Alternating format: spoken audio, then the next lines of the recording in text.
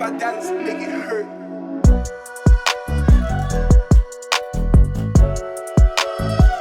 Hello everyone, welcome to Padh Le 11th humanities. I hope यार आप लोग सेफ होगे, अपनी अपनी फैमिलीज़ का भी ख्याल रख रहे होगे। तो यार आज हम लोग कर रहे हैं तुम्हारा पॉलिटी का, तुम्हारे टर्म 1 का लास्ट चैप्टर। इसके पहले कि जितने चैप्टर्स हमने कर लिए हैं तुम प्लेलिस्ट में जाके, वैसे प्लेलिस्ट अभी पूरी नहीं बनी है तो तुम वीडियोस में जाके चेकआउट कर सकते हो। प्लेलिस्ट भी तुम्हारी बन जाएगी टर्म 1 के हिसाब से, थोड़ा टाइम लगेगा लेकिन बन जाएगी। तो यार आज हम लोग कर रहे होंगे लोकल गवर्नमेंट। हमने सारे चैप्टर कर लिए इसके ऊपर के मतलब ऊपर के लेवल के, जैसे कि हमने लेजिस्लेचर को पढ़ लिया कैसे काम करता है, तुम्हारे स्टेट लेवल सेंट्रल लेवल पे क्या होता है। लेकिन उसके नीचे भी एक और चीज़ होती है जो होती है तुम्हारी लोकल गवर्नमेंट। तुम्हारे आसपास जो तुम्हारी नगर पालिका की जो गाड़ी आती है, तुम्हारे यहाँ कचरा गाड़ी आती होगी जो कूड़ा लेने आती है, तो वो किसके अंडर काम कर रही होती है? वो तुम्हारे स्टेट गवर्नमेंट के अंदर काम करती है क्या? तुम्हारे सेंट्रल गवर्नमेंट के अंदर काम करती है क्या? नहीं, वो तुम्हारे लोकल गवर्नमेंट के अंदर काम कर रही होती है। तो ये तुम्हारी लोकल गवर्नमेंट क्या होती है, तुम्हारा पंचायत क्या होता है, म्युनिसिपल तुम्हारा कॉर्पोरेशन क्या होता है, ठीक है। तो हम लोग ये सब देख रहे होंगे। तो यार ये मेरे बारे में तुम देख सकते हो, my name is Shivansh Gupta, बाकी तुम देख सकते हो। मेक श्योर कि तुम इन प्लेटफॉर्म पे हमसे जुड़े हो, क्योंकि यार कोई भी अपडेट आ रहा होता है तो यहाँ पे ज़रूर आ रहा होता है। और यहाँ पे तुम कोई वीडियो का सजेशन देना चाहो तो वो भी दे सकते हो, ठीक है। और यार तुमको बेस्ट नोट्स, तुम्हारे जितना भी मटेरियल है तो पढ़ले.in पे जाओ, तुमको वहाँ पे सारा मटेरियल मिल रहा होगा। ग्रेट। तो यार मैं एक चीज़ हर लेक्चर के पहले बोलता हूँ, यहाँ पे भी बोलूँगा कि तुम इसके जैसे मत लेक्चर देखना, तुम इसके जैसे देखना। पॉइंट इज, एक पेन रखो, एक कॉपी रखो, और तुमको तुम्हारे हिसाब से कुछ भी इंपॉर्टेंट लग रहा है तो उस चीज़ को नोट करो, ठीक है। तो उससे तुम बोर भी नहीं होगे और तुम्हारी पढ़ाई भी हो रही होगी, ठीक है। तो यार अभी तक हम लोग बात कर रहे थे तुम्हारे इंडियन लेवल पे कोई भी गवर्नमेंट हो, ज़्यादा से ज़्यादा हम स्टेट लेवल पे बात कर रहे थे। लेकिन यार तुम्हारा एक स्टेट जो है इंडिया का, वो भी तुम्हारे जो यूरोपियन कंट्रीज़ हैं उनसे बड़ा हो जाता है, बहुत सारे कंट्रीज से। तो यार उतने बड़े एरिया को सिर्फ स्टेट लेवल पे संभाल सकते हैं क्या? नहीं, उसके लिए हमको लोकल गवर्नमेंट भी चाहिए। तो यहाँ पे तुम्हारे डिस्ट्रिक्ट जो होते हैं उस लेवल पे भी गवर्नमेंट चाहिए, डिस्ट्रिक्ट से भी नीचे हमको एक नीचे उसके लेवल पे गवर्नमेंट चाहिए, ठीक है। तो आज हम देख रहे होंगे, क्योंकि यार तुम्हारे जो बस स्टैंड हैं, जो ब्रिजेस हैं, ये कैसे बन रहे हैं, इनका मेंटेनेंस कैसा है। अब ये पीएम देखेंगे नहीं, तुम्हारे सीएम देखेंगे नहीं, तो ये कौन देखेगा, कैसे देखेगा, क्यों देखेगा? ये सारे सवाल का जवाब हम तुमको दे रहे होंगे, ठीक है। तो यार अभी तक हमने क्या देखा था? हमने देखा था तुम्हारी जो इंडियन गवर्नमेंट है वो लेजिस्लेचर, एग्जीक्यूटिव, जुडिशरी, ये 3 हिस्सों में डिवाइड होती है। तुमको ये पता होगा, जस्ट हमने एक दो चैप्टर पहले ही बात की थी इस चीज़ की। और तुम्हारा इसको हम क्या बोलते हैं? Horizontal division. इस तरह तुम्हारा एक वर्टिकल डिवीजन भी होता था क्या, जिसमें हमने 3 लेवल पे डिवाइड किया था गवर्नमेंट को। तुम्हारे सबसे ऊपर पे कौन? तुम्हारी सेंट्रल लेवल, मतलब मोदी जी की सरकार। उसके नीचे तुम्हारी स्टेट लेवल, जो डिफरेंट स्टेट्स में है उनकी सरकार।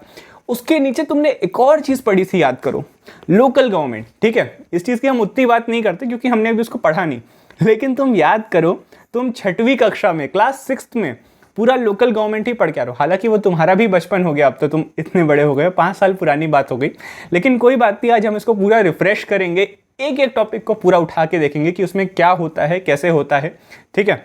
तो अब देखो, ये तुम्हारा वर्टिकल डिवीजन हो गया। अब थोड़ा सा सुन लो बैकग्राउंड इसका कैसे हुआ, ठीक है। तुमको ये पता होगा कि बहुत पहले, मतलब एंशिएंट टाइम पे तुम्हारी पंचायत वगैरह होती थी, ठीक है, जो सभा वगैरह लगती थी गांव में, उसमें लोग पार्टिसिपेट करते थे, उसमें डिसीजन होते थे, ठीक है। और तो ये तुम्हारी एक तो पुरानी स्टोरी हो गई। इंडिपेंडेंस के बाद की हम बात करते हैं, थोड़ा सा आगे हम बात करेंगे। बस मैं तुम्हारे लिए एक क्यूरोसिटी जनरेट कर रहा हूँ तुम्हारे अंदर कि हुआ क्या क्या था, ठीक है। तो तुम्हारे 1947 के बाद से तुम्हारे पंचायत हैं क्या? जो भी तुम देख रहे हो तुम्हारे पंचायत हो गए, तुम्हारे जिला परिषद हो गए, ये पहले से थे क्या? नहीं, तुम्हारे 1947 के बाद से तुम्हारे सिर्फ सेंट्रल लेवल और स्टेट लेवल पे गवर्नमेंट थी। कुछ जगह पे तुम्हारे थी लोकल लेवल पे, लेकिन वो तुम्हारे कॉन्स्टिट्यूशन पे नहीं लिखा था। नहीं समझे? कोई बात नहीं, इसको आगे हम देख रहे होंगे। बस इतना समझो कि तुम्हारा लोकल गवर्नमेंट बनाना नेसेसरी नहीं था। अगर जो स्टेट गवर्नमेंट है वो चाहे तो बनाए, चाहे तो ना बनाए, टोटल उनके ऊपर है, ठीक है। और कैसे बनाए, उनको क्या क्या पावर दे, ये भी उनके ऊपर था। तो लेकिन स्टेट गवर्नमेंट बनाना है, ये तुम्हारे डीपीएसपी में हमने कहीं ना कहीं बोल दिया था, मतलब तुम्हारे 4 फादर्स ने जिन्होंने कॉन्स्टिट्यूशन बनाया। अब डीपीएसपी क्या होता है? तुम्हारा डायरेक्टिव प्रिंसिपल। ये हमने बात किए थे कि इसमें लिखा गया था कि क्या क्या करना है तुम्हारे गवर्नमेंट को। उनको एकदम नेसेसरी चीज़ें नहीं थी ये, लेकिन गवर्नमेंट को बोला गया कि अगर आपसे हो सके तो इन चीज़ों को भी इंप्लीमेंट करिए। और इनको कहाँ लिखा गया? तुम्हारे डीपीएसपी में। बस इसको मैंने बहुत ऊपर से समझा दिया, तुम इसको देख सकते हो, ठीक है। तो बस मैंने तुमको एक बेसिक बताया कि जो डेवलपमेंट था तुम्हारे लोकल गवर्नमेंट का वो कैसे होगा। ठीक है, तो अभी तक तो हमने यही देखा कि 1947 पे था नहीं, तुम्हारा डीपीएसपी में डाल दिया गया था इसको कि अगर लोकल जो तुम्हारी गवर्नमेंट है उनसे हो सके तो हो, नहीं हो सके तो ना हो, दोनों चल जाएगा। इसके बाद भाई आएगा तुम्हारा 73rd और 74th कॉन्स्टिट्यूशनल अमेंडमेंट एक्ट। अब ये क्या था तुम्हारा, इससे तुम्हारे ये कानून में तुम्हारे कॉन्स्टिट्यूशन में लिख दिया गया कि तुम्हारा लोकल गवर्नमेंट बनाना अब तुम्हारे गवर्नमेंट की ड्यूटी हो गई, अब लोकल गवर्नमेंट बनाना ही बनाना है। और ये जो तुम्हारा लोकल गवर्नमेंट था ये कहीं ना कहीं तुम्हारे गांधी जी का शुरू से सपना था कि जब हमारा देश आज़ाद हो जाएगा तो जो गवर्नमेंट है वो नीचे के लेवल से हो। नीचे के लेवल से मतलब जो तुम्हारे विलेजेस हैं, जो तुम्हारे टाउन्स हैं, उस लेवल पे गवर्नमेंट फंक्शन करे। ये कहीं ना कहीं गांधी जी का सपना था और इसीलिए कहीं ना कहीं आना था इस चीज़ को। तो ये तुम्हारी 73rd 74th अमेंडमेंट एक्ट 1992 1993 इस टाइम पे आ रही होगी। ठीक है, ये ईयर तुम नोट कर सकते हो, आगे वैसे दिया हुआ है। और यार ये बहुत आसानी से नहीं आया था ये एक्ट 2-3 बार पार्लियामेंट में आया। ठीक है, जो तुम्हारा अमेंडमेंट एक्ट था, मतलब कॉन्स्टिट्यूशन को चेंज करने वाला जो एक्ट था, ये 2-3 बार पार्लियामेंट में आया और फाइनली जाके ये तुम्हारी 1992 और 1993 में ये सक्सेसफुल होगा। ठीक है, तो यार इस चैप्टर में हम क्या देख रहे होंगे, एक मैंने तुमको अभी एक बेसिक इंट्रोडक्शन दिया। ठीक है, तो इसमें हम वही देख रहे होंगे तुम्हारी कि लोकल गवर्नमेंट क्यों कैसे फंक्शन करती हैं। तुम्हारे सेंट्रल और स्टेट लेवल पे जितनी ज़्यादा ज़रूरत है गवर्नमेंट की, उतनी ही ज़्यादा ज़रूरत है तुम्हारे लोकल लेवल पे। ठीक है, तो तुम देख रहे होगे कि इनकी क्या इंपॉर्टेंस है। 73rd और 74th अमेंडमेंट जिसकी हमने बात की वो है क्या, ठीक है, और उनके फंक्शन क्या है लोकल गवर्नमेंट, उनकी रिस्पॉन्सिबिलिटी क्या है। ठीक है, तो हम एक एक चीज़ को देख रहे होंगे अभी। ठीक है, तो पहले वाई लोकल गवर्नमेंट, वैसे हमने इसका आंसर देख लिया लेकिन इसको ऊपर ऊपर से देखा है। ठीक है, अब इसको देखते हैं अच्छे से। तो यार तुम्हारी 1-2 स्टोरी दी हैं बुक में। ठीक है, तुम इनको पढ़ सकते हो पॉज करके, मैं पढ़ नहीं रहा हूँ। यहाँ पे तुमको बताया गया है कि जो लोकल गवर्नमेंट रहती हैं उनका कितना ज़्यादा इंपॉर्टेंट रोल हो जाता है तुम्हारे ये तुम्हारे जो फंक्शन है लोकल लेवल पे उसको प्रोटेक्ट करने पे। जैसे कि जो ये वाली स्टोरी है तुम्हारी सेकंड स्टोरी, इसमें बताया गया है कि तुम्हारा डिस्ट्रिक्ट लेवल पे बोला गया कि जो लैंड है तुम्हारा, मैं ऊपर ऊपर से तुमको एक क्रक्स बता रहा हूँ। ठीक है, स्टोरी भी थोड़ी अलग बता सकता हूँ, तुम इसमें पढ़ सकते हो, बस मैं तुमको समझा रहा हूँ। तो क्या होता है तुम्हारे डिस्ट्रिक्ट लेवल पे जो गवर्नमेंट रहती है, जो तुम्हारे डिस्ट्रिक्ट मजिस्ट्रेट रहते हैं, कलेक्टर जो रहता है, उन्होंने जो ज़मीन थी गाँव की वो दूसरे काम के लिए दे दी। ठीक है, तो अब उसमें गांव का हक नहीं रहा, लेकिन वो ज़मीन किसके लिए है, गांव के लिए है, तो उसमें गांव का पूरा हक है। तो जो गांव के जो तुम्हारे लीडर्स रहते हैं, जो सरपंच रहते हैं, उन्होंने केस कर दिया तुम्हारे हाई कोर्ट पे और उसको जीत के तुम्हारे जो ज़िला लेवल है और तुम्हारा जो लोकल लेवल है, तो लोकल लेवल हमेशा नीचे आएगा, तुम्हारे जो सरपंच वगैरह हैं वो कलेक्टर के सामने क्या लगेंगे, लेकिन उन्होंने फिर भी तुम्हारे जो गाँव हैं, जो तुम्हारा विलेज है उसको प्रोटेक्ट किया, तुम्हारे कोर्ट में जाके लड़ा और वो जो लैंड था उसको वापस गांव को दिलाया। ठीक है, तो तुम देखो यहाँ पे अगर लोकल गवर्नमेंट नहीं होती तो कलेक्टर चाहे कुछ भी कर लेता। तो यार यहाँ पे बस ये एक एग्जांपल है, इस तरह के बहुत सारे एग्जांपल तुमको देखने को मिल जाएंगे, स्पेशली 1993 1994 के टाइम पे जब तुम्हारी लोकल गवर्नमेंट बन रही थी। ठीक है, क्योंकि उसी टाइम अमेंडमेंट हुआ तुम्हारा। तो अब इनके फायदे क्या, एक बार ये देख लो। Government at the village and district level, तुम्हारी गवर्नमेंट आ जाएगी तुम्हारे एकदम लोअर लेवल पे इसके वजह से, अगर लोकल गवर्नमेंट हुई तो। ठीक है, तुम्हारे कॉमन पीपल की एकदम क्लोज रहेगी गवर्नमेंट।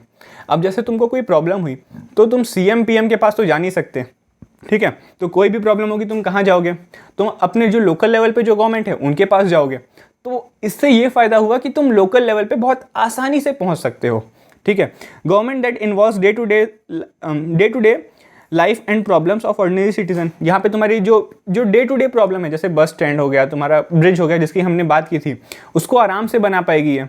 ठीक है, और तुम्हारा जो लोकल इनिशिएटिव्स हैं, जो लोकल जो ज़रूरत है उस जगह की, उसके हिसाब से काम किया जा सकता है। अब तुम्हारी कोई नेशनल लेवल पे कोई पॉलिसी बनाएगी, वो किसी जगह के लिए अच्छी है, किसी जगह के लिए बेकार है। ठीक है, तो ये चीज़ें हैं, ये नहीं बोल रहे कि लोकल जो तुम्हारे नेशनल लेवल पे है वहाँ पे पॉलिसी इंप्लीमेंटेशन नहीं होने चाहिए, लेकिन लोकल लेवल पे जिसकी जैसी ज़रूरत है, कहीं की रोड ख़राब है, कहीं की रोड अच्छी है, तो उस हिसाब से रोड पे ध्यान दिया जाएगा, जिस जगह पे ज़्यादा अच्छी है वहाँ पे ध्यान कम दिया जाएगा उस चीज़ पे। ठीक है, तो उस हिसाब से जो लोकल गवर्नमेंट है वो अपना काम कर सकती हैं। अब इसका यहाँ पे एक अलग से एडवांटेज दिया है, वही कि सब जो लोगों के हैं बहुत पास रहती है। अब तुमको कोई प्रॉब्लम है, तुम अपने म्यूनिसिपल कॉर्पोरेशन जो तुम्हारा म्यूनिसिपल ऑफिस है वहाँ जाके कंप्लेन कर सकते हो। तुमको कुछ अगर अपनी बात रखनी है, तुम विलेज पंचायत, अगर तुम गांव में रहते हो तो तुम पंचायत पे अपनी बात रख सकते हो, जो उनकी जो सभा वगैरह होती हैं, जो डिस्कशन वाली सभा होती हैं जिसमें सारे लोग आते हैं। ठीक है, तो बहुत ईजी है अप्रोच करना जो लोकल गवर्नमेंट है उसको। ठीक है, और बहुत क्विकली और कम पैसे में तुम्हारा काम हो रहा होगा।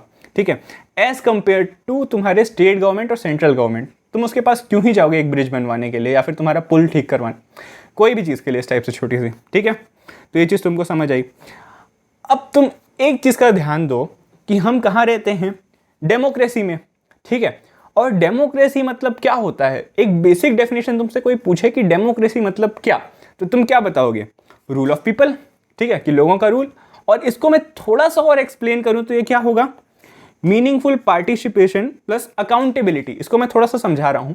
मीनिंगफुल पार्टिसिपेशन मतलब जो लोकल लेवल पे जो लोग हैं वो पार्टिसिपेट कर पाए तुम्हारे डिसीजन में, और जो लीडर है जो डिसीजन ले रहा है वो जवाबदेही रखे, मतलब अकाउंटेबल हो किसी भी चीज़ के लिए, कि अगर उसने कुछ किया है और अगर कुछ नहीं हुआ है तो वो जवाब कौन देगा उसके लिए, तो जो तुम्हारा लीडर है वो जवाब देगा वहाँ पे लोकल लेवल पे, ठीक है। तो ये जो चीज़ है मीनिंगफुल पार्टिसिपेशन, इसको तुम लोकल लेवल पे ही सबसे अच्छा देख सकते हो। इसको तुम अगर ऊपर के लेवल पे देखो कि तुम अगर एमएलए एमपी से बोल रहे हो तो इतनी ज़्यादा इफेक्टिव नहीं होती ये चीज़ें, ठीक है। तो मीनिंगफुल पार्टिसिपेशन और अकाउंटेबिलिटी, आई होप तुमको ये चीज़ समझ आ रही होगी, ठीक है। तो it is at the level of local government that the common citizen can be involve in decision making. तो ये चीज़ तुमको समझ आ रही है कि लोकल लेवल पे ही डिसीजन मेकिंग हो सकती है। अब पार्लियामेंट में जितने लोग हैं सब जाके तो बैठ नहीं सकते कि सब बैठ रहे हैं सब मिलकर डिसीजन ले रहे हैं, तो ये चीज़ पॉसिबल नहीं है वहाँ पे, ठीक है। लेकिन लोकल लेवल पे वो अपनी जो प्रॉब्लम्स हैं उनको तो सुलझा ही सकते हैं, ठीक है। अब अगर इंडिया पाकिस्तान का मान लो तुम्हारा अगर फ्यूचर में वॉर हुआ, होना नहीं चाहिए लेकिन मान लो अगर हुआ, तो उसके लिए तो तुम्हारी लोकल गवर्नमेंट डिसीजन नहीं ले सकती। लेकिन अगर उनके यहाँ कुएं में पानी कम है या फिर कुएं का पानी खराब है तो उस चीज़ के लिए तो डिस्कस कर सकती है ना। तो इस टाइप के डिसीजन जो हैं वो आराम से ले सकती है, ठीक है। तो अब ये भी बहुत ज़रूरी है कि जो छोटी छोटी प्रॉब्लम्स है जैसे मैंने बताई, कुएं का पानी हो गया, तुम्हारे डिस्पेंसरी हो गया, या फिर लोकल लेवल की जितनी भी समस्या है तुम्हारी, ठीक है, कि यहाँ पे जो खेती है वो अच्छी हो, उसके लिए यहाँ पे जो तुम्हारे फर्टिलाइज़र वगैरह है उनकी पहुंच नहीं है यहाँ पे, तो उनको यहाँ तक कैसे पहुंचाया जाए, ठीक है। यहाँ पे ट्रांसपोर्ट अच्छा नहीं, उसको कैसे अच्छा किया जाए। यहाँ पे हेल्थ केयर अच्छा नहीं, उसको कैसे अच्छा किया जाए। कई जगह पे अच्छा ही होता है, बस मैं तुमको एक एग्जांपल दे रहा हूँ कि जो प्रॉब्लम्स हैं उनसे कैसे डील किया जाए। तो जो यहाँ पे ये बोल रहा है कि जो लोकल लेवल पर जो गवर्नमेंट है, तो जो लोकल प्रॉब्लम्स है वो वहाँ की लोकल गवर्नमेंट ही डील करे तो बेस्ट है। और लोकल गवर्नमेंट मतलब पीपल का भी इन्वॉल्वमेंट रहेगा वहाँ पे, ठीक है। तो यहाँ पे जो, और इसलिए भी कि तुम्हारे जो लोकल लोग हैं वो ज़्यादा फेमिलियर हैं उनकी प्रॉब्लम से। अब तुम्हारे जो एमएलए हैं वो किसी एक जगह रहते हैं, अब उनके एक एमएलए की जगह पे तुम्हारे 100-150 वो गांव आ रहे होंगे, और मैंने कम बोला, इससे ज़्यादा ही आ रहे होंगे। तो वो हर एक गांव की तुम्हारी प्रॉब्लम समझे, उसको जानता हो, ये पॉसिबल नहीं है, ठीक है। वो मान लो तुम्हारे 10 गाँव 15 गाँव जहाँ उसके आसपास के एरिया का जानता होगा, लेकिन तुम्हारे 100-150 गांव सबकी प्रॉब्लम को जानो ऐसा ज़रूरी नहीं है। तो लोकल जो लोग हैं वो अपनी समस्या बहुत अच्छे से जान रहे होते हैं क्योंकि वो वहीं रहते हैं, तो ये डील करना बड़ा आसान हो जाता है। और मान लो लोकल गवर्नमेंट ने गलती से कोई गलत डिसीजन लिया तो उसका इम्पैक्ट भी वही देखेंगे, तो इसलिए ये बहुत ज़्यादा मतलब रिफ्लेक्ट करता है कोई भी डिसीजन को, ठीक है। The strengthening local government is strengthening the democratic process, ठीक है। तो ये चीज़ तुमको समझ आ रही होगी आई होप। अब देखो तुम्हारे इंडिया में इसकी कैसे ग्रोथ हुई, ठीक है। अभी हमने देख लिया कि ज़रूरी क्यों है, अब ये इंडिया में कैसे डेवलप हुआ, हम पूरा जब से तुम्हारे गांव वगैरह हैं तब से और अभी तक हम देख रहे होंगे कि कैसे हुआ। इसको 2 पार्ट्स में डिवाइड करना, एक तुम्हारे इंडिपेंडेंस के पहले का पार्ट, ठीक है, और एक इंडिपेंडेंस के बाद का पार्ट, ठीक है, पार्ट। तो अब देखो पहला इंडिपेंडेंस के पहले वाला पार्ट स्टार्टिंग से कैसे हुआ। तो शुरू में यार तुम्हारे ये माना जाता है कि बहुत पहले से, जब से तुम्हारे गांव है तब से यहाँ पे पंचायत हो रही थी, ठीक है। उनको तुम सभा बोलते हो, विलेज असेंबली बोल रहे होते हो, तो वहाँ पे लोग मिलते थे, प्रॉब्लम्स के बारे में बात करते थे और उनको सुलझा लिया करते थे, ठीक है। और इसी ने धीरे धीरे तुम्हारा शेप लिया पंचायत का। अब टाइम के साथ साथ धीरे धीरे इवॉल्व होती हैं चीज़ें, तो ऐसे ही जो तुम्हारी सभा थी ये धीरे धीरे पंचायत में इवॉल्व हुई। पंचायत मतलब असेंबली ऑफ 5 पर्सन्स, मतलब तुम्हारे 5 लीडर्स रहते हैं, उनकी असेंबली होती है, उसको पंचायत बोलते हैं हम लोग, ठीक है। और ये तुम्हारे जो इशू रहते हैं जो विलेज के, उनके बारे में डिस्कस कर रहे होते हैं, और उनके रोल और फंक्शन जो हैं चेंज होते रहते हैं। अब ये कहीं पे लिखे तो है नहीं, हम पहले की बात करें, कॉन्स्टिट्यूशन वगैरह भी कुछ नहीं लिखा है, तो अलग अलग जगह अलग अलग फंक्शन हो सकते हैं। कहीं पे हो सकता है इनको फाइनेंस की भी मतलब वो हो, छूट हो कि कोई फाइनेंस रिलेटेड डिसीजन लेना है गांव का तो वो ले सकते हैं। हो सकता है कई जगह पे ये पावर उनके पास ना हो फाइनेंस की, ठीक है। हो सकता है कई जगह पे पावर हो उनके पास किसी और चीज़ की और दूसरी जगह पे ना हो। तो इस तरह अलग अलग फंक्शन थे, ठीक है, कि इस बार गांव में कौन सा फसल उगाना है। हो सकता है कई बार ये भी हो कि गांव में इस बार ये वाली फसल उगेगी। बस एग्जांपल दे रहा हूँ मैं तुमको, इस तरह कोई भी फंक्शन तुम देख सकते हो, ठीक है। तो अब तुम्हारा ये तो हो गया अर्लीस्ट टाइम का। अब आ जाओ थोड़ा सा मॉडर्न टाइम में कि जो मॉडर्न तुम्हारी पंचायत है उसका डेवलपमेंट कैसे चालू हुआ। तो वो उसका डेवलपमेंट तुम्हारा चालू हुआ ब्रिटिशर्स के आने के बाद। तो इसमें तुम्हारा लॉर्ड रिपन का जो है, अब वैसे तो उनका नाम रिपन है लेकिन हम जब भी बात करते हैं तो लॉर्ड रिपन बोलते हैं, ठीक है। तो ये तुम्हारे वॉइसरॉय थे किस टाइम पे, 1882 के टाइम पे। तो इन्होंने स्टार्ट किया था ये डेवलपमेंट तुम्हारे लोकल गवर्नमेंट का, ठीक है। इन्होंने इनिशिएट किया था, फिर धीरे धीरे चीज़ें इवॉल्व होंगी। और जब तुम्हारे जो नेशनल लीडर्स थे जो तुम्हारे उस टाइम लड़ रहे थे, फ्रीडम फाइटर्स, जब उन्होंने देखा कि ये चीज़ बहुत इफेक्टिव है, और तब बहुत ज़्यादा इफेक्टिव है जब तुम्हारा एक जनरल, मतलब जो तुम्हारा वॉइसरॉय है, वो दिल्ली में बैठे बैठे पूरे इंडिया के लिए डिसीजन ले लेता है। कई जगह के लिए गलत होता है, कई जगह के लिए वो सेटिस्फैक्ट्री नहीं होता है।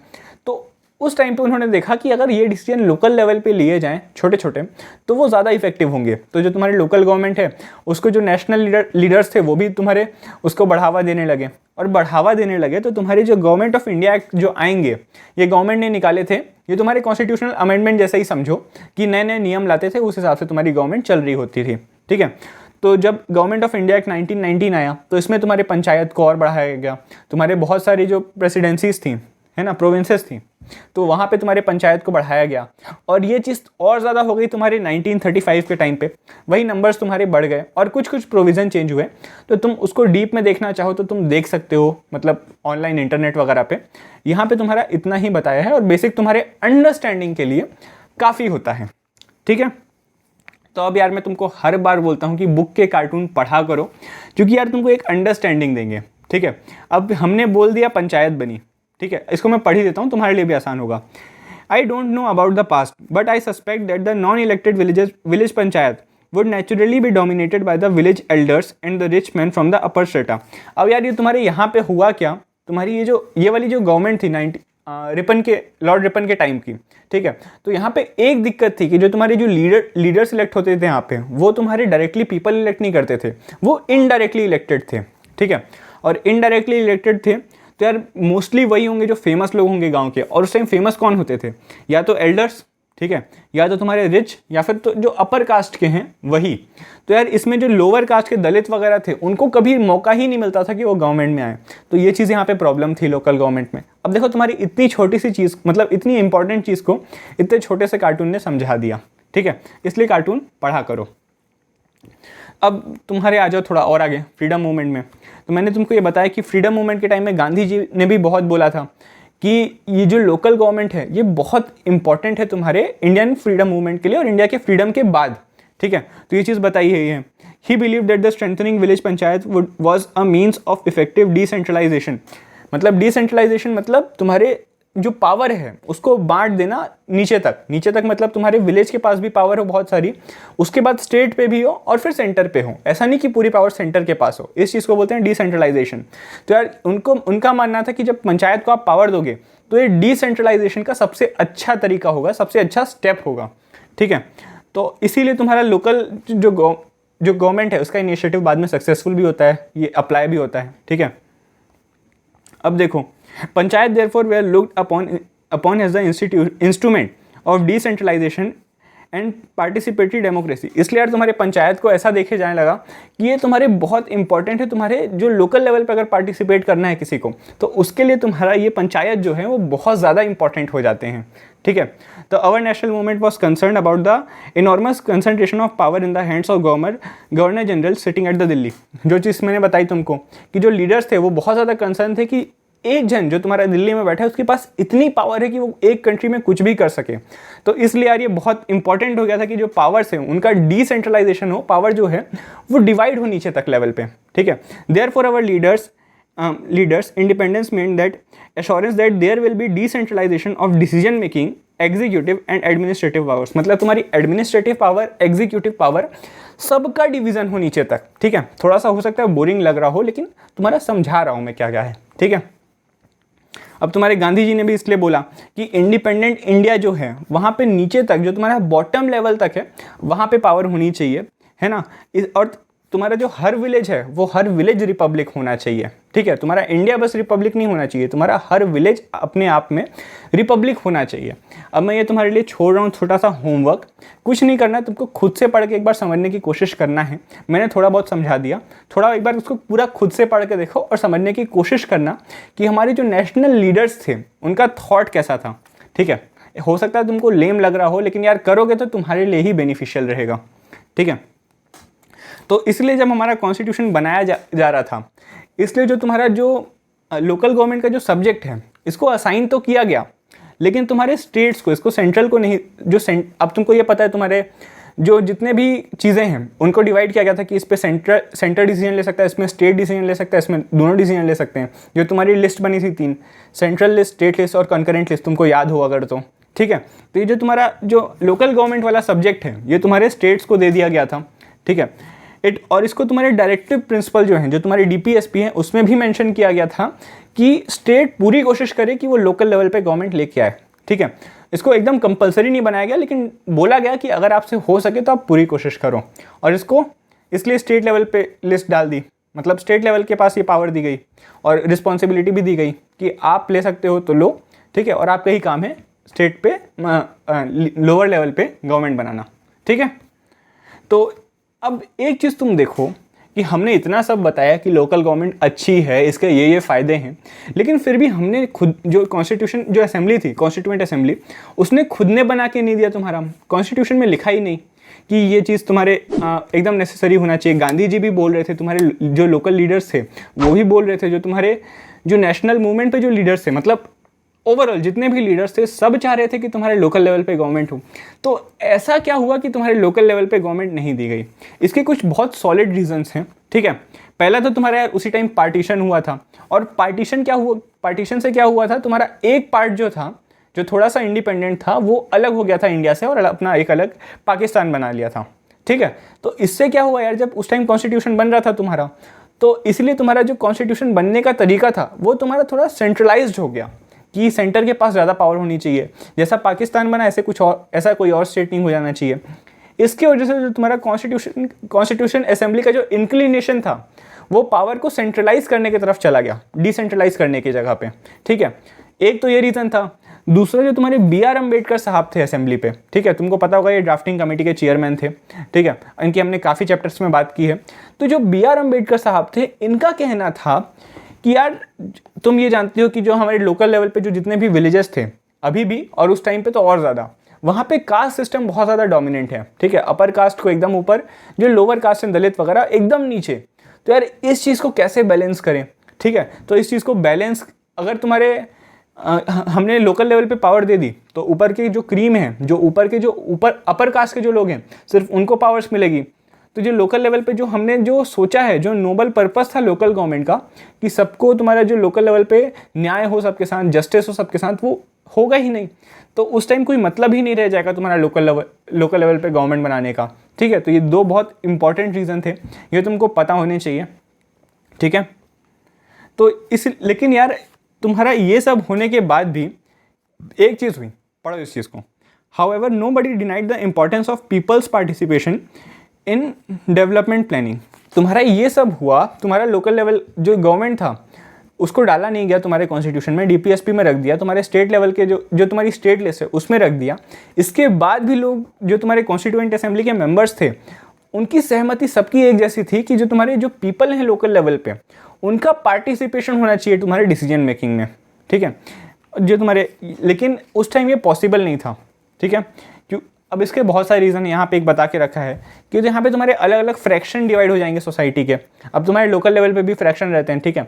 तो उस डिवीज़न की वजह से तुम्हारा जो लोकल लेवल पे जो गवर्नमेंट है उसको बनाने का जो पर्पज़ है वो नहीं बचेगा, ठीक है। इसलिए उस टाइम इन चीज़ों को नहीं रखा गया।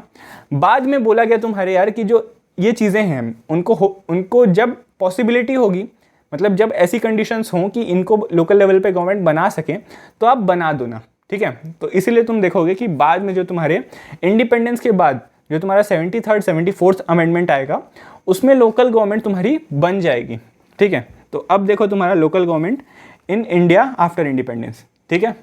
अभी तक हमने क्या देखा कि जो तुम्हारा इंडिपेंडेंस है उसके पहले चीज़ें कैसी चल रही थी, ठीक है। अब मैंने तुमको बताया था कि दो स्ट्रक्चर में हम देखेंगे, तो अब देखो इंडिपेंडेंस के बाद क्या क्या हुआ, ठीक है। तो इंडिपेंडेंस के बाद यार तुम्हारा, जब तुम पहले तो ये देखो कि जो तुम्हारे मेन अमेंडमेंट हुए, जो 73 74 अमेंडमेंट की हम बात कर रहे हैं, इसके बाद तुम्हारा जो स्ट्रक्चर था वो पूरे तरीके से फ्लिप हो गया। लेकिन ये स्टार्टिंग नहीं थी, तुम्हारी स्टार्टिंग काफ़ी पहले से हो गई थी इसके, ठीक है। तो सबसे पहले तुम्हारा क्या आएगा, कम्युनिटी डेवलपमेंट प्रोग्राम। ये पहला स्टेप था, पहला मेजर स्टेप था तुम्हारे इंडिपेंडेंस के बाद, ठीक है। ये 1952 में लाया गया था और इसका मेन एम था तुम्हारा पीपल का, जो तुम्हारे लोगों का पार्टिसिपेशन है लोकल लेवल पे, उसको प्रमोट करना। इसने क्या क्या सजेशन दिया ये देखो। इसने ये सजेस्ट किया कि जो तुम्हारे लोकल लेवल है वहाँ पे तुम्हारी 3 टीयर का पंचायत सिस्टम बने।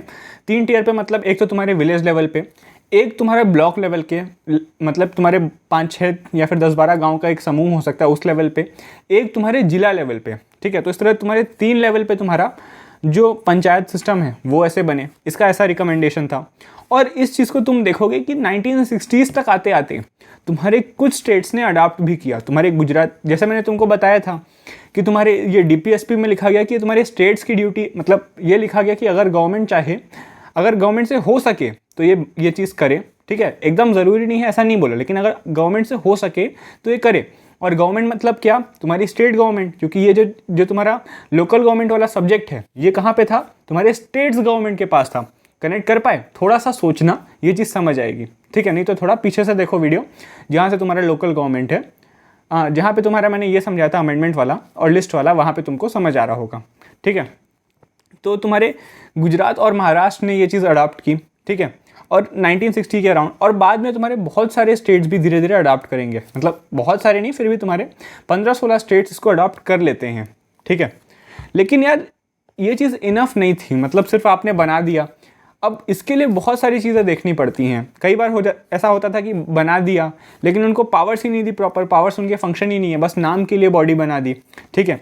उनको जो फाइनेंस है वो कहाँ से मिले, अब उनको कुछ बनाना है, मान लो कुआं ही बनाना है तो उसके लिए तुम्हारा लेबर लगेगा, ठीक है, सीमेंट लगेगा, पैसा लगेगा, तुम्हारा मटेरियल लगेगा। तो यार वो सब कहाँ से मिले, तो ये टोटली डिपेंडेंट थे तुम्हारे स्टेट लेवल की गवर्नमेंट पे। तो इनके पास, इनको बना तो दिया आपने ना, लेकिन इनको पावर्स दिए ना, फंक्शन दिए, और ना तुम फंड दे रहे हैं। मतलब कुछ जगह पे हो सकते हैं दिए हों, लेकिन मैक्सिमम देखा गया कि उनको फंड्स, पावर्स, ये सब कुछ नहीं मिल रहा था, ठीक है। तो बस ये नाम के लिए बना दी गई।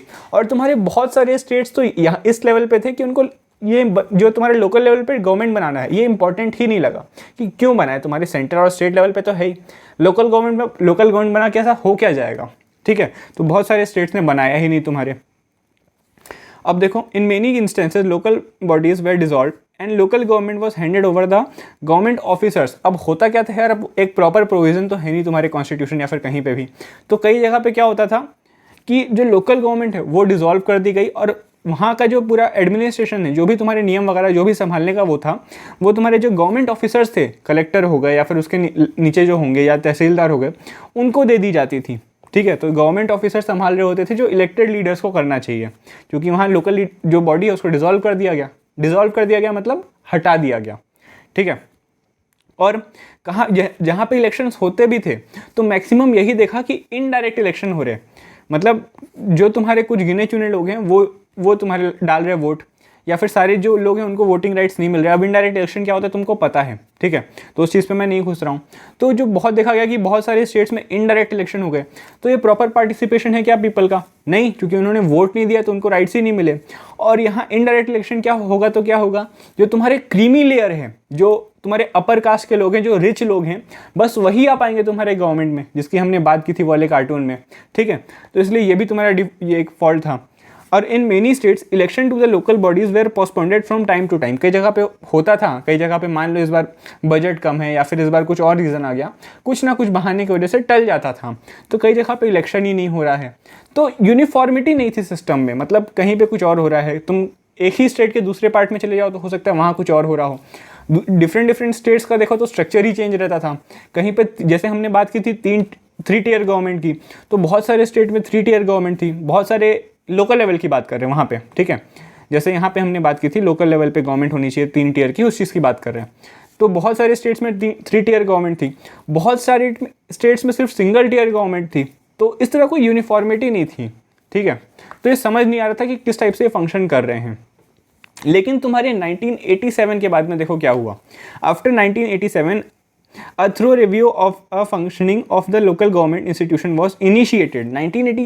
अब देखो अब हमारा कॉन्स्टिट्यूशन कैसा था, धीरे धीरे अपने आप सीख रहा था कि क्या क्या नया ऐड करना चाहिए। ठीक है, मतलब तुम्हारा 1947 में आज़ाद हुआ, फिर बहुत सारी प्रॉब्लम्स आई तुम्हारे जो तुम्हारे उस टाइम की जो गवर्नमेंट थी उसके सामने। तो उन जो प्रॉब्लम्स थी उनको सॉल्व करने के लिए गवर्नमेंट धीरे धीरे उनसे सीख रही थी और नए नए स्टेप्स ले रही थी। तो उनको 1987 तक आते आते ये समझ आ गया कि जो तुम्हारी लोकल गवर्नमेंट है उसका पार्टिसिपेशन बहुत ज़रूरी है, वहाँ पे एक प्रॉपर फंक्शनिंग बहुत ज़रूरी है। तो तुम्हारी यहाँ पे 1989 में देखो यहाँ कमेटी बनाई जाएगी। ठीक है, पीके थनगांव कमेटी, इसका नाम तुम लिख रहे होगे, एमसीक्यू के लिए बहुत इंपॉर्टेंट है। ठीक है, रिकमेंडेड कॉन्स्टिट्यूशनल रिकॉग्नाइजेशन। अब इसकी ये तुम्हारा बहुत इंपॉर्टेंट वर्ड है कि इसके पहले तुम्हारे कॉन्स्टिट्यूशन में कहीं नहीं लिखा गया था कि तुम्हारी लोकल गवर्नमेंट बनाई जाए, सिवाय डीपीएसपी के। ठीक है, डीपीएसपी की हमने बात कर ली, वहाँ पे लिखा था कि अगर हो सके स्टेट्स तो करें, मतलब गवर्नमेंट से अगर हो सके तो वो लोकल गवर्नमेंट बनाए। ठीक है, लोकल लेवल पे गवर्नमेंट बनाए। लेकिन जो तुम्हारा कॉन्स्टिट्यूशनल रिकॉग्नाइजेशन है वो क्या करता कि एकदम मैंडेट कर देता सारे जो तुम्हारे सारे स्टेट्स के लिए कि आपको लोकल लेवल पे गवर्नमेंट बनानी ही बनानी है। ठीक है, तो ये सजेशन दिया किसने, तुम्हारे पीके थनगांव कमेटी ने, ये यहाँ पे सजेशन दिया है। ठीक है, 1989 पे कुछ आया नहीं है, एक कमेटी बनाई गई। ठीक है, तुम्हारे गवर्नमेंट के द्वारा कि आप देखिए क्या क्या हो सके, और उसने तुम्हारे सजेशन दिया कि आप इसको कॉन्स्टिट्यूशन में ही लिख दीजिए कि लोकल लेवल पे गवर्नमेंट होनी चाहिए। और उन्होंने क्या क्या सजेस्ट किया इस पर कि हर कुछ साल में इलेक्शन होने चाहिए, मतलब पीरियोडिक इलेक्शन होने चाहिए। ठीक है, उनको प्रॉपर फंक्शन, जो उनके पास पावर और फंक्शन देनी चाहिए तुम्हारे लोकल लेवल पे गवर्नमेंट बनाओ, बस कि ऐसा ना हो कि सिर्फ नाम की रह जाए। उनको फंड्स देने चाहिए, उनके पास प्रॉपर फंड्स हो कि उनको पैसे के लिए बार बार स्टेट के पास ना आना पड़े कि आप हमको पैसे दीजिए तब हम जाके ये काम करें। ठीक है, तो ये सारे रिकमेंडेशन दिए उन्होंने। इसके बाद आएगा तुम्हारा 73rd और 74th अमेंडमेंट एक्ट, जो मेजर एक्ट हैं जिन्होंने पूरा स्ट्रक्चर फ्लिप करके रख दिया, ये वाले। ठीक है, तो 1989 में तुम्हारा इंट्रोड्यूस हुआ तुम्हारे कॉन्स्टिट्यूएंट असेंबली में, लेकिन उस टाइम ये पास नहीं हुआ। These amendment aimed at the strengthening of local government and ensuring an element of uniformity in their structure and functioning across the country. तो अब यहाँ पे क्या, इससे क्या क्या हुआ, अगर तुमको नहीं समझ आया सेंटेंस तो मैं बता देता हूँ। एक तो तुम्हारा यूनिफॉर्मिटी आ जाएगी पूरे सिस्टम में कि तुम्हारे पूरे कंट्री में एक टाइप की ही लोकल गवर्नमेंट हो। तो ऐसा ना हो, मान लो आज तुम इस गांव में रहते हो, ठीक है, तुम बाद में मान लो तुम किसी रीज़न से दूसरे गांव में शिफ्ट हुए, तो वहाँ तुमको समझ ही नहीं आ रहा कि लोकल गवर्नमेंट कैसे चल रही है। तो इसके अब क्या हुआ, तुम्हारा एक तो पूरा यूनिफॉर्मिटी आ गया, एक तुम्हारे कॉन्स्टिट्यूशन में लिख दिया गया, तो अब तुम्हारे गवर्नमेंट के लिए एकदम मैंडेटरी हो गया कि अब बनाना ही बनाना है। ठीक है, तो अब देखो तुम्हारे 1992 में फाइनली ये पास होंगे। 1989 में इंट्रोड्यूस हो गए, लेकिन बहुत सारे रीज़न की वजह से पास नहीं हो रहे थे। फाइनली 1992 में जब तुम्हारी नरसिम्हा राव जी की सरकार आएगी तो वो तुम्हारी ये पास करवाएगी। ठीक है, तो 73rd 74th अमेंडमेंट एक्ट होंगे, दोनों अलग अलग हुए थे। 73rd तुम्हारे जो गाँव की जो पंचायत है, जो मतलब पंचायत लेवल है, ठीक है, जो तुम जिसको रूरल लोकल गवर्नमेंट बोलते हो या पंचायती राज बोलते हो, ये तुम्हारा 73rd अमेंडमेंट से हुआ था।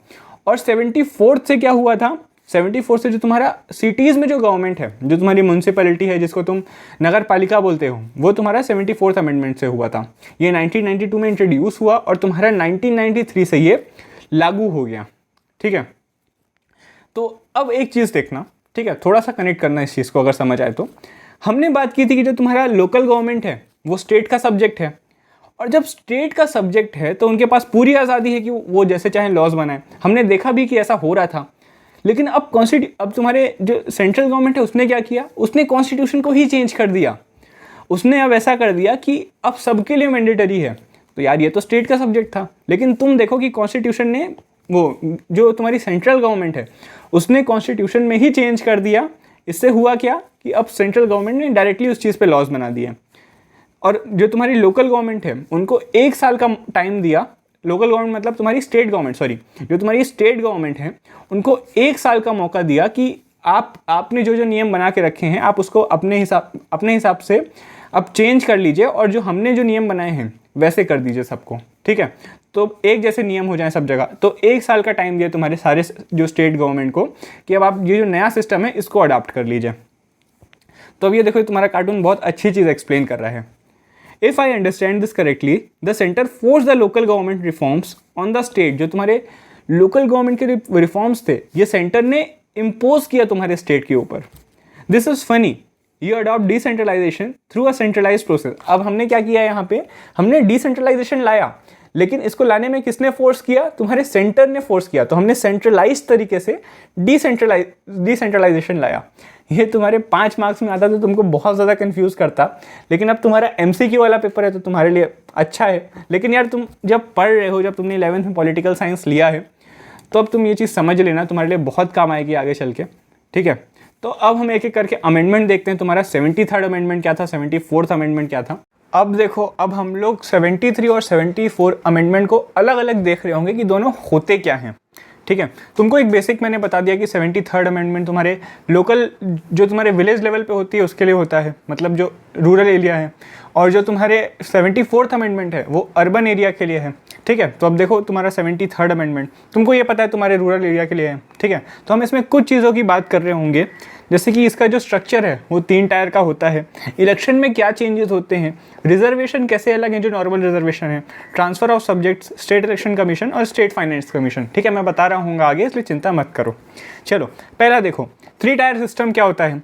ये इसको तुम वो वाला सिस्टम मत समझना जो तुम्हारा सेंट्रल लेवल, स्टेट लेवल और लोकल लेवल, ये वो वाला सिस्टम नहीं है। तुम्हारा जो पंचायत वाला सिस्टम है वो तुम्हारा 3 टियर में होना चाहिए। कैसे, तुम्हारा सबसे ऊपर जिला परिषद, ठीक है, क्या क्या है मैं इस पे आ रहा हूँ।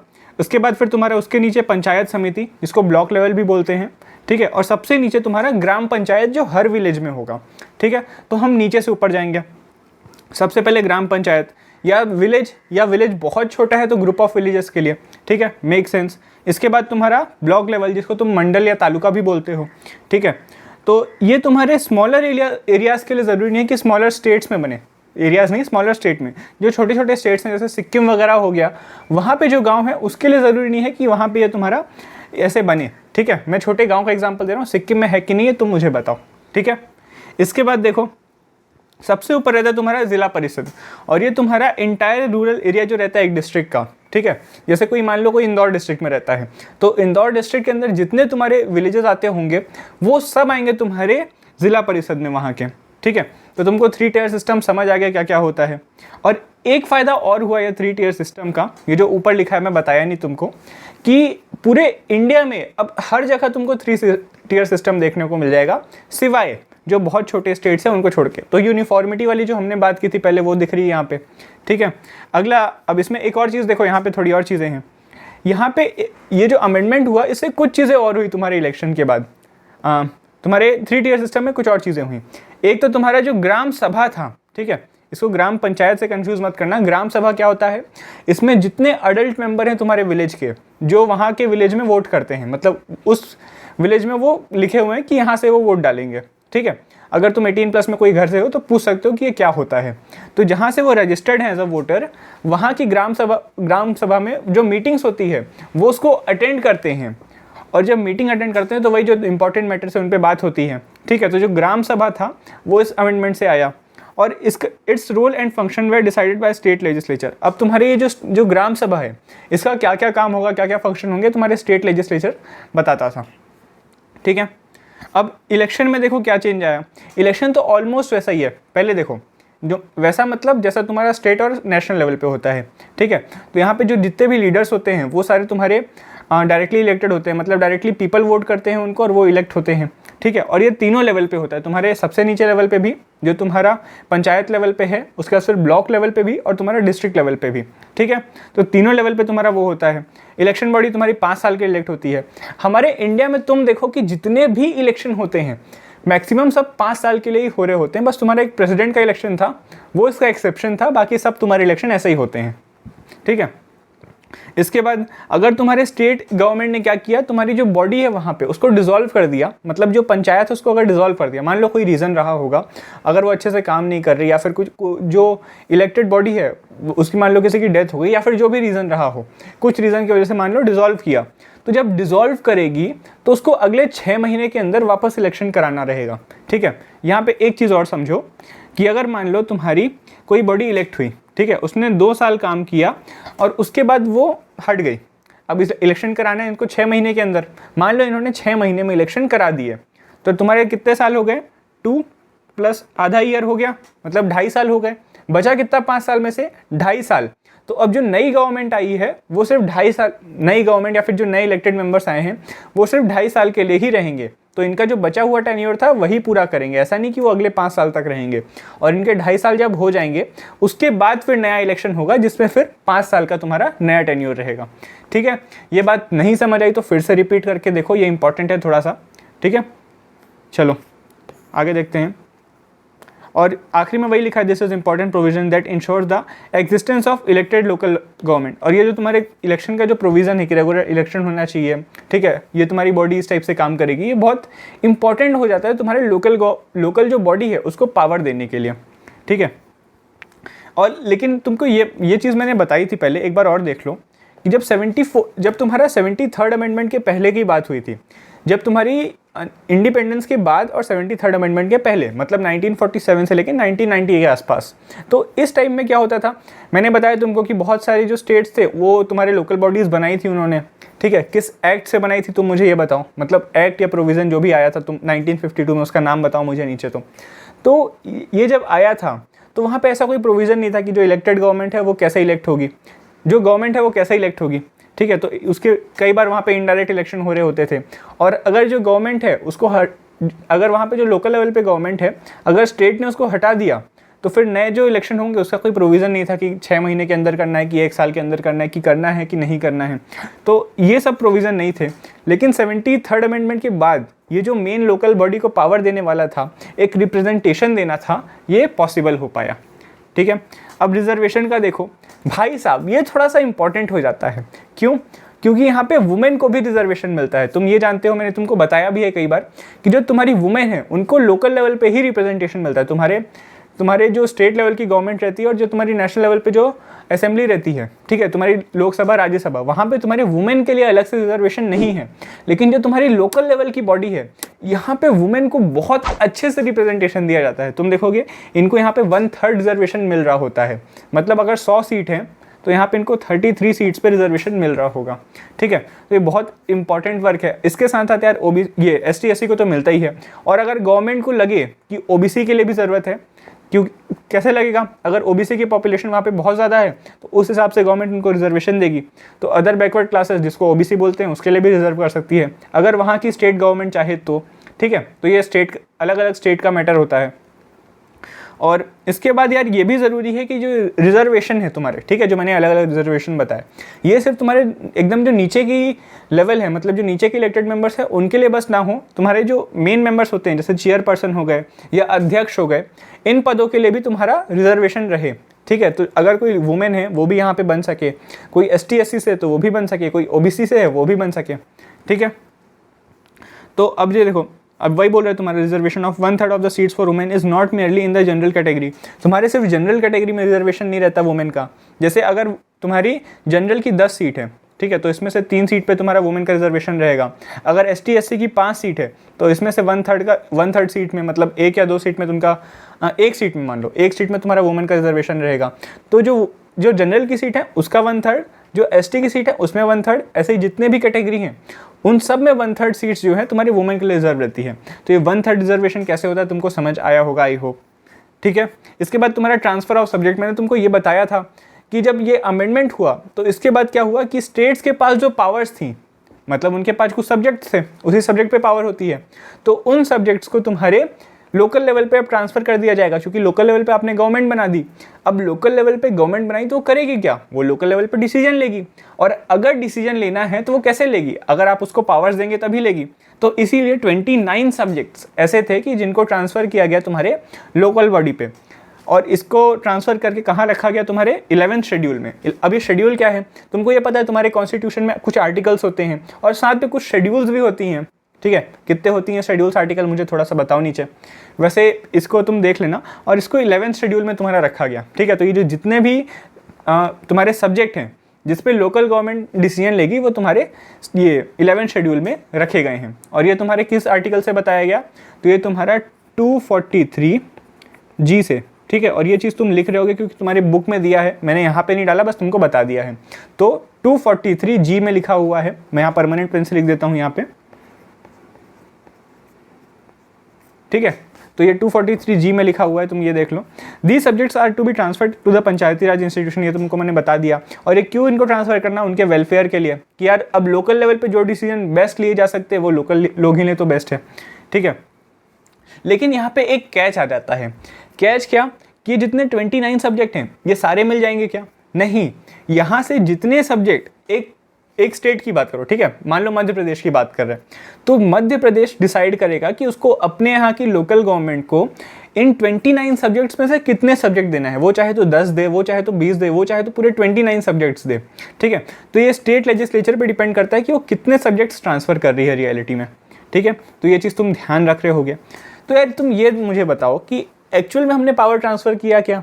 यहाँ पे अभी भी तुम देखो कि जो सब्जेक्ट्स हैं वो कौन से ट्रांसफ़र करना है, मतलब कौन सी पावर देनी है, कौन सी पावर नहीं देनी है, ये तो अभी भी तुम्हारे स्टेट गवर्नमेंट के पास में है। तो एक्चुअल ट्रांसफ़र हुआ क्या, यहाँ पे थोड़ा सा सोचो, अपना दिमाग लगाओ। इस पर हम आगे थोड़ा सा बात कर रहे होंगे जब इम्प्लीमेंटेशन देखेंगे हम, ठीक है।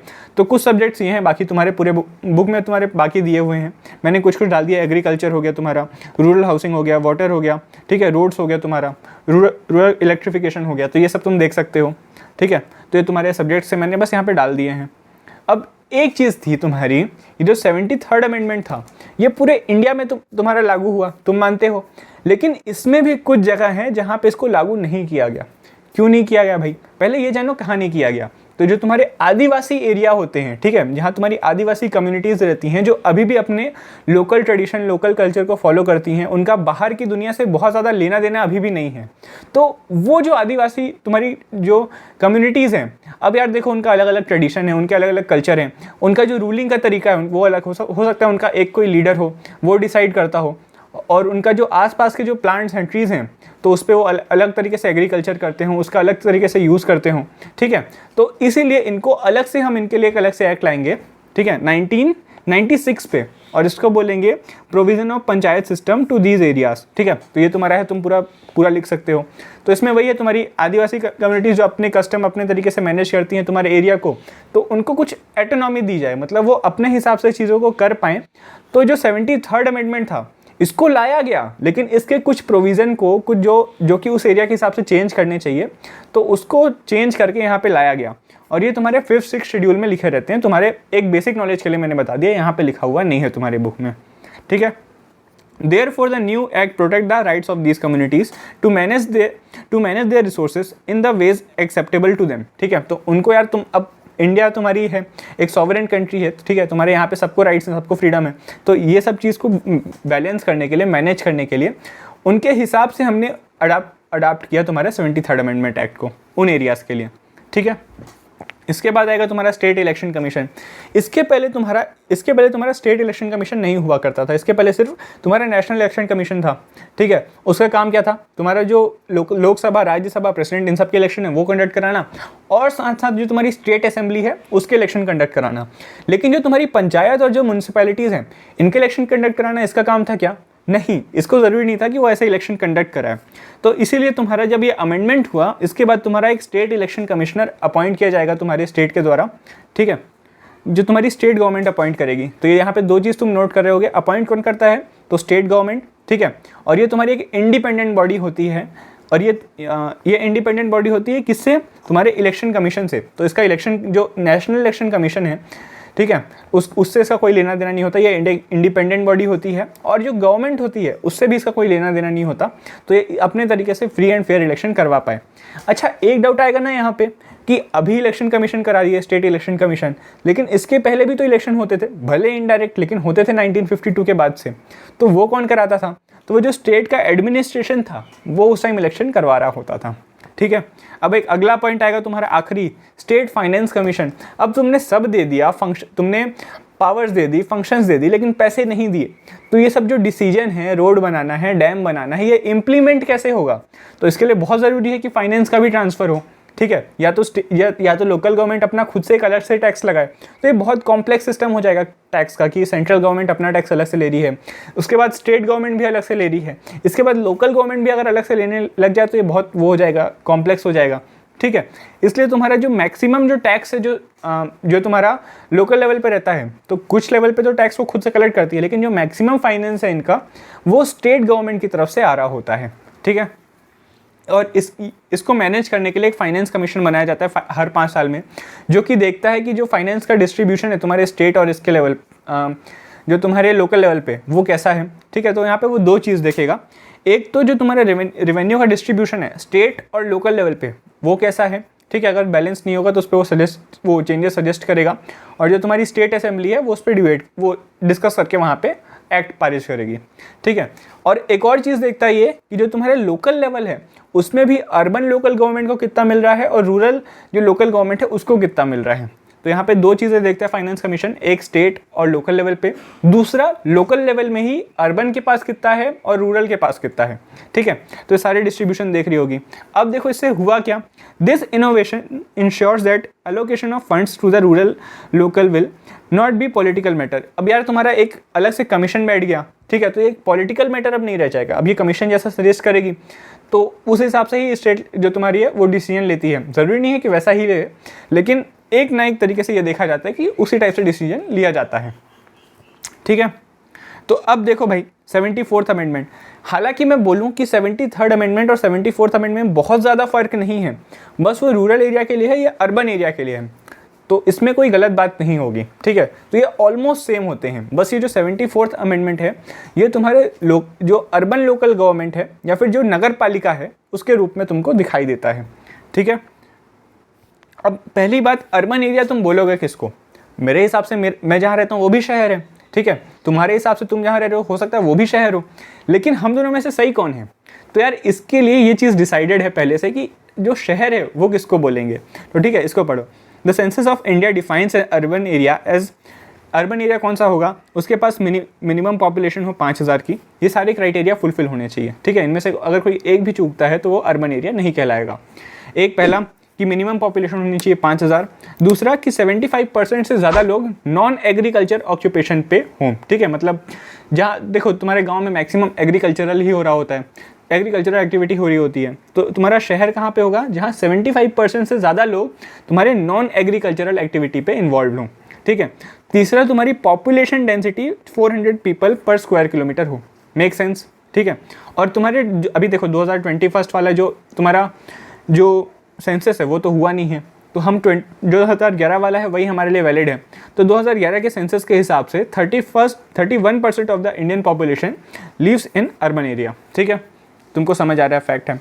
Difference between 73rd and 74th amendment, तो यार बस ये मैंने हेडिंग डाल दी है, मैक्सिमम तुमको यहाँ पे डिफरेंस कुछ देखने को नहीं मिलेगा सिवाय नाम के और कुछ छोटे मोटे प्रोविज़न और तुम्हारे जो टाइटल हैं उनके, जैसे तुम्हारे जो नगर पालिका ये सब होते हैं इनमें मेयर भी होते हैं, तुम्हारे जो म्यूनसिपल कॉर्पोरेशन वगैरह होते हैं, लेकिन तुम्हारे गांव में ऐसे मेयर नाम की कोई ऐसे वो नहीं होती, वहाँ अध्यक्ष होते हैं, यहाँ पे अध्यक्ष नहीं होते। तो इस टाइप के बस तुम्हारे नाम वगैरह के कुछ डिफरेंस होते हैं, तुम्हारे इलेक्शन का हल्का सा डिफरेंस होता है, लेकिन तुम्हारे लेवल पर बहुत ज़्यादा कोई डिफरेंस नहीं होता, तो तुम इनको सेम ही मान रहे होगे। ठीक है, तो ये तुम्हारे कुछ पॉइंट्स है, तुम पढ़ सकते हो, मैं यहाँ पे टाइम वेस्ट नहीं कर रहा हूँ, यहाँ भी 11 शेड्यूल में लिखे हैं तुम्हारे और मैक्सिमम वही चीज़ें हैं।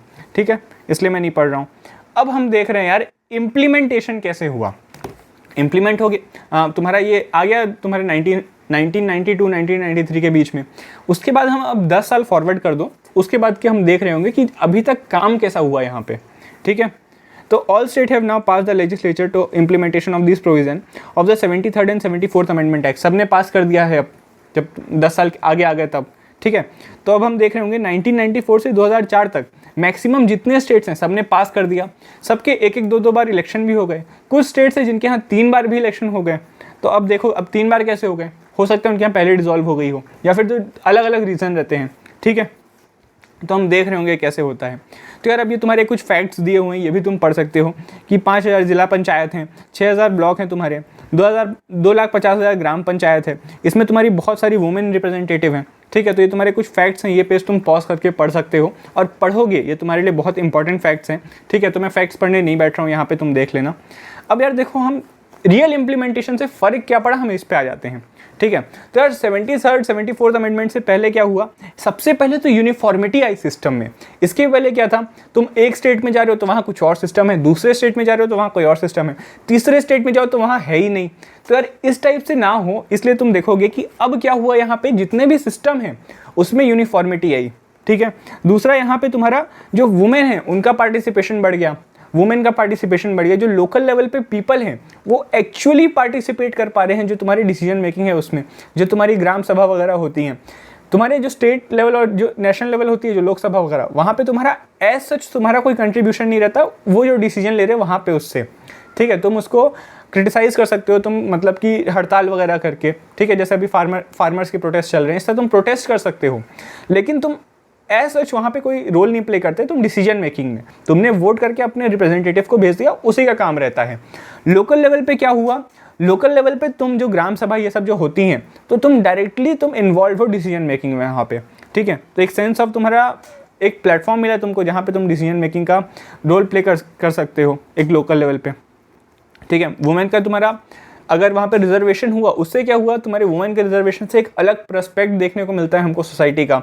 तो जो तुम्हारी वुमेन है वो बहुत सारी निकल के आई तुम्हारी अलग अलग जगह से, उन्होंने अपने अपने वो रखे, तो उनके लिए बहुत अच्छा हुआ, ठीक है। As a reservation is also applied for the position of sarpanch and adhyaksh. अब देखो तुमको ये भी पता है कि जो तुम्हारा रिजर्वेशन है वो सरपंच और अध्यक्ष मतलब सारी जो बड़ी बड़ी पोजीशन है उनके लिए भी होता है, और जब उनके लिए भी होता है तो जो तुम्हारे लोअर कास्ट से हैं या फिर अलग अलग सोसाइटी से आते हैं या फिर वुमेन हैं, तो वो भी यहाँ पे इलेक्ट हो पाएंगी, ठीक है। जो तुम्हारी माइनॉरिटीज़ हैं उनको भी यहाँ पे रिप्रेजेंटेशन मिल पाता है। तो हम ऐसा बोल सकते हैं लोकल लेवल पे कि यहाँ पे जो तुम्हारा रिप्रेजेंटेशन है सोसाइटी का वो सबसे ज़्यादा अच्छा है। जितनी अलग अलग कम्युनिटीज़ हैं सबको यहाँ पे वो मिल रहा है, पार्ट मिल रहा है। ये तुम्हारे नेशनल लेवल पे भी रहता है, लेकिन जो तुम्हारा सबसे ज़्यादा विजिबल है वो तुम्हारे लोकल लेवल पे तुम्हारे लिए, ठीक है। और तुम्हारे ये जो वुमेन की रिजर्वेशन है इससे तुम देखोगे कि यहाँ पे भी कुछ फैक्ट्स हैं कि देयर आर एटलीस्ट 200 वुमेन अध्यक्ष इन ज़िला। तुम्हारे ज़िला पे अध्यक्ष का जो रोल होता है उसमें 200 से ज़्यादा वुमेन हैं, 2000 से ज़्यादा वुमेन प्रेसिडेंट है, 80,000 से ज़्यादा वुमेन तुम्हारी सरपंच हैं पंचायत में, ठीक है। वुमेन हैव गेन्ड, अब देखो वुमेन के यहाँ पे कुछ फैक्ट्स दिए हैं कि वुमेन के अलग से हम वुमेन की बात करें तो उनके लाइफ में उनके वजह से क्या, और उनके लाइफ में और उनकी वजह से क्या क्या इफेक्ट हुआ है तुम्हारे लोकल लेवल पे, ठीक है। Women have gain more power and confidence by assisting control over resources. अब उनके पास पावर है तो उनके पास रिसोर्स के ऊपर भी कंट्रोल रहता है, तो उनको एक अलग एक्सपीरियंस मिला, उसकी वजह से एक सोसाइटी को एक अलग एक्सपीरियंस मिला, ठीक है। There presence in these institution have given many women a greater understanding of the working of politics. यार इसके पहले तुम्हारी वुमेन का क्या काम बोला जाता था कि वो घर पे रहेंगी, घर के काम करेंगी, बच्चों को संभालेंगी, एक बेसिक तुम्हारा थॉट प्रोसेस ऐसा ही रहता था, ठीक है। लेकिन यार जब यहाँ पे वुमेन को एक पॉलिटिकल स्टेज पे आप खड़े करते हो तो उसको बहुत सारे रोल्स मिलते हैं, ठीक है, अलग अलग उसके काम मिलते हैं, तो अब वो एक ग्रेटर अंडरस्टैंडिंग के साथ समझ पा रही है सोसाइटी को, काम कर पा रही है सोसाइटी के लिए, ठीक है। In many cases, they have brought a new perspective and a greater sensitivity to discussion at local bodies. अब इनके वजह से क्या तुम एक अलग नज़रिए से देख रहे होते हो तुम, ठीक है, तो इनकी वजह से एक अलग पर्सपेक्ट निकल के आता है। कई बार तुम्हारी डिस्कशन में ज़्यादा सेंसिटिविटी रहती है, ठीक है, तो ये वुमेन की वजह से होता है। लेकिन यहाँ पे यार कुछ चीज़ें हैं जो वुमेन के मतलब चैलेंजेस हैं वुमेन के लिए भी कुछ यहाँ पे, ठीक है। तो क्या चैलेंजेस होते हैं यार, कई बार तो उनको पार्टिसिपेट नहीं किया जाता उनके घर के वजह से, उनका मतलब घर का माहौल ऐसा नहीं रहता, ठीक है। कई बार क्या होता है वो बस एक प्रॉक्सी की तरह रहते हैं। अगर तुमने पंचायत वेब सीरीज़ देखी है, अगर नहीं देखी तो तुम देख सकते हो, मतलब तुम्हारे लिए भी ठीक है वो।